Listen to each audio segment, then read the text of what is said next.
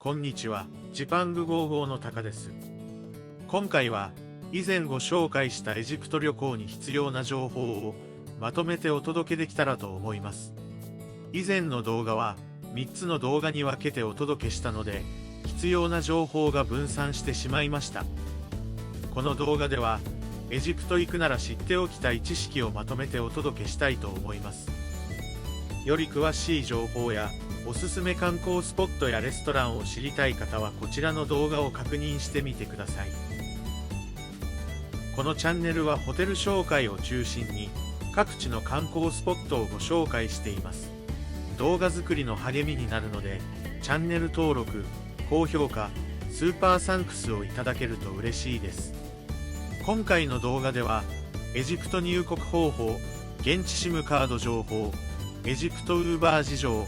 エジプトのチップ事情、古代エジプトの歴史をご紹介できたらと思います。まずはエジプトの入国に関してご紹介します。エジプトに入国する際は2つの書類が必要です。観光ビザと税関申告書です。まず観光ビザですが、入国する際には必ず必要になります。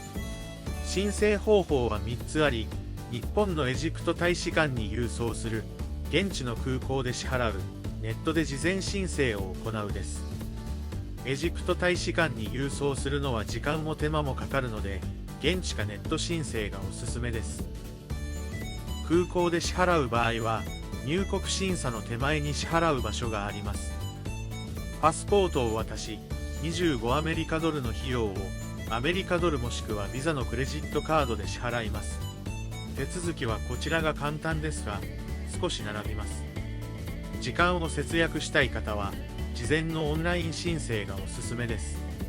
オンラインで申請する場合は、専用サイトから申し込みます。パスポート情報とパスポートの写真があれば申請は可能です。クレジットカードで決済でき、当日並ばなくていいので、かなり楽ですね。概要欄にサイトを載せておくので、確認してみてください。ただ申請する際に入力項目が多いので、正直アップロードは面倒でした。ここで説明すると動画が長くなるので割愛しますが、他の方のブログなどで詳しく解説があるので、参考にしながら申請してみてください。費用はどの場合でも25アメリカドルかかります。有効期限は申請が受理されてから2ヶ月以内、滞在日数は30日までです。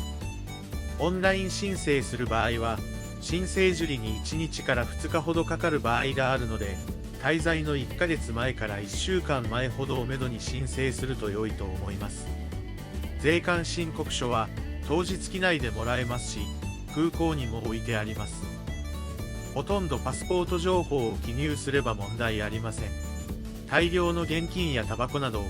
一般的に税関で引っかかるようなものを持ち込む場合は申請が必要なので、事前に申告するものがないか確認してみてください。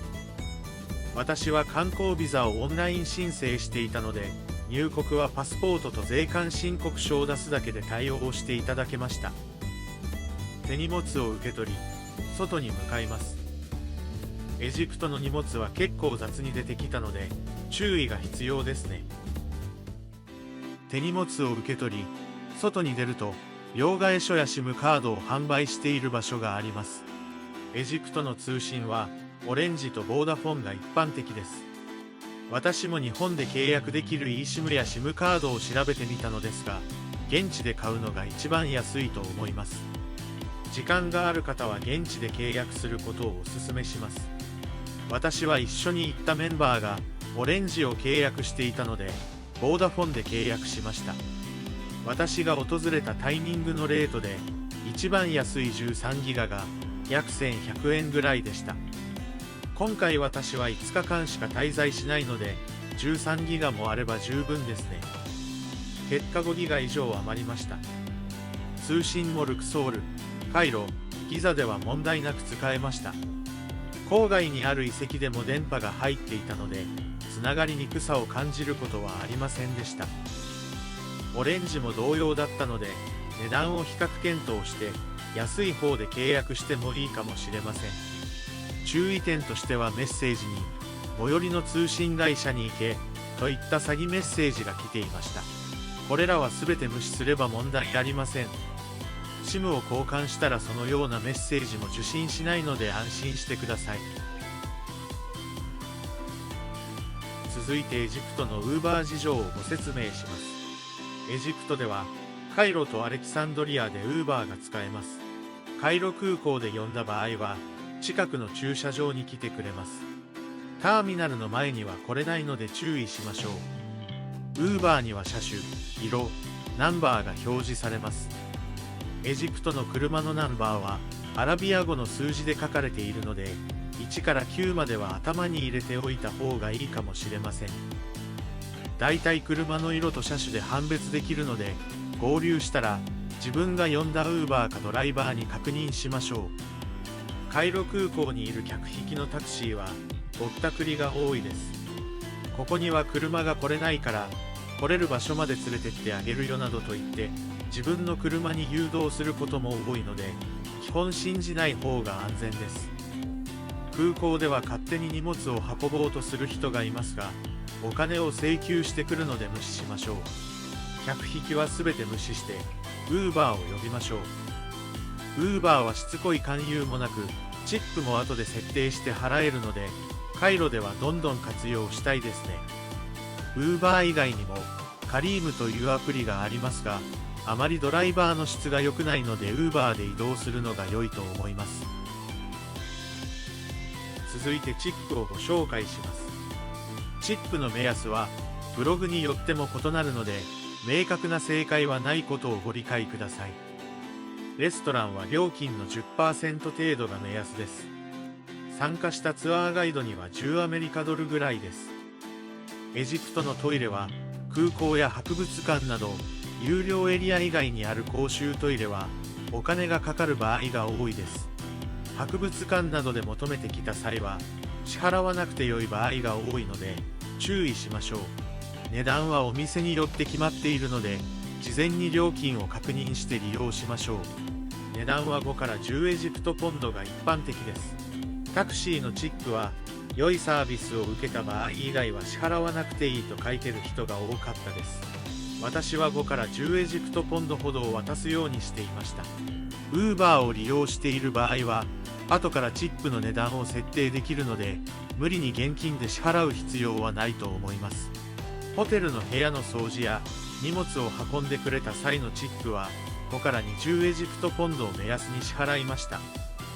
エジプトではバクシーシといって富める者が貧しい者に施しを行うという文化があります。観光地では特にチップを求めてくる人が多いので注意しましょう。優しさなのかお金を取ろうとしているのか判断が難しいところですが、何かされたらお金がかかると思っていた方が安全です。それでは簡単に古代エジプトの歴史をご紹介します。古代エジプトは大きく2つの方法で区分されています。一つは王朝ごとに分けており、マネトと呼ばれる歴史家がプトレマイオス朝時代に30の王朝に分けています。彼は歴史書の中でどの時代に何が起こったかを記しています。もう一つは王国ごとに分けており、19世紀にプロイセンのエジプト考古学者が定めました。こちらの方が時代がざっくり分けられているので、時代を把握する上で分かりやすいです。今から約5000年前の初期王朝時代にナルメル王によって初めて上エジプトと下エジプトが統一されます。ここで言う上と下はナイル川の下流か上流かなので、北と南とは反対だということに注意が必要です。その後時代は進み、古王国時代になると王様であるファラオの力が強まります。この時代にギザの三大ピラミッドが作られました。最初にクフ王、次にカフラー王、その次にメンカウラー王のピラミッドが建造されます。その後混乱期である中間期を挟みます。エジプト全体が混乱している期間がこの後各時代の間で3回ほど起こります。中王国時代は有名なファラオは少ないですが、思想や文化が整えられた時代でもあります。その後有名なファラオが多い新王国時代に入ります。この時代は黄金のマスクで有名なツタンカーメンやカデシュの戦いで有名なラメセス2世などがいます。宗教改革や周辺国への遠征など古代エジプト王国の力が強かった時代でもありますが、後半は異民族が侵入してくるなど衰退に向かっていきます。その後末期王朝を終えた後、アレキサンダー大王の東方遠征によりエジプトはその部下のプトレマイオスの支配下となります。プトレマイオス朝末期には古代エジプト最後の女王であるクレオパトラ7世が登場します。彼女はローマの初代皇帝カエサルに取り入りますが、結局はローマの支配下となり、古代エジプトの歴史は終焉を迎えます。古代エジプトと聞くと一色単にしてしまいがちですが、3000年という長い歴史があります。有名なピラミッドが建設された古王国時代とツタンカーメンなど有名な新王国時代、クレオパトラが活躍したプトレマイオス朝時代はそれぞれ1000年以上開きがあるのが驚きですね。観光スポットをご紹介している動画では各遺跡で歴史を交えながらご紹介しているので、そちらも確認してみてください。